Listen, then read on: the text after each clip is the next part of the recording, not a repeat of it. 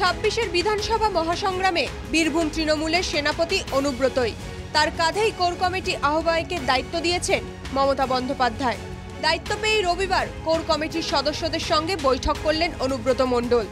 আমার পাড়া আমার সমাধান, ভাষা আন্দোলন সহ একাধিক বিষয়ে কোর কমিটির বৈঠকে আলোচনা হয়। গোটা বীরভূম জেলা ব্লক এবং টাউন মিলিয়ে একটা ধিৎকার মিছিল আছে 4টের সময়।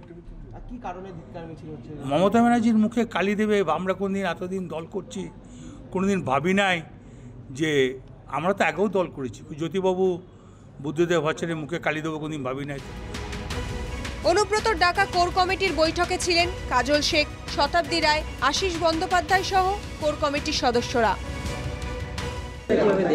আমরা ঠিক করেছি, কোর কমিটি ঠিক করা হয়েছে, ধিক্কার মিছিল হবে রোজই এটা, কারণ এটা তো অসভ্যতার জায়গা না, এটা কখনো আমাদের তরফ থেকে হয়নি, কখনো এটা করা উচিত না, কখনোই এটা না রাজনীতি না এটা সাংবিধানিক কিছুই নয়, অসভ্যতা। এবং প্রতি শনিবার এবং রবিবার কোনো না কোনো ব্লকে আপনার হয় ধর্না কিংবা মিছিল, এই ধরনের একটা আয়োজন করা হচ্ছে। তৃতীয়ত হচ্ছে আমাদের পাড়া আমাদের সমাধান, সেই বিষয়ে দলীয় নেতৃত্বকে সজাগ দৃষ্টি রাখতে বলা হয়েছে। কোর কমিটির বৈঠকের পাশাপাশি জেলা ব্লক সভাপতি ও অঞ্চল সভাপতিদের নিয়েও বৈঠক করেন অনুব্রত। রবিবার বৈঠকের পর জানিয়ে দেওয়া হয়েছে এবার থেকে কোর কমিটির বৈঠক, জেলা কমিটির বৈঠক একই দিনে হবে। কবে কোথায় বৈঠক হবে তা ঠিক করবেন অনুব্রত মণ্ডল।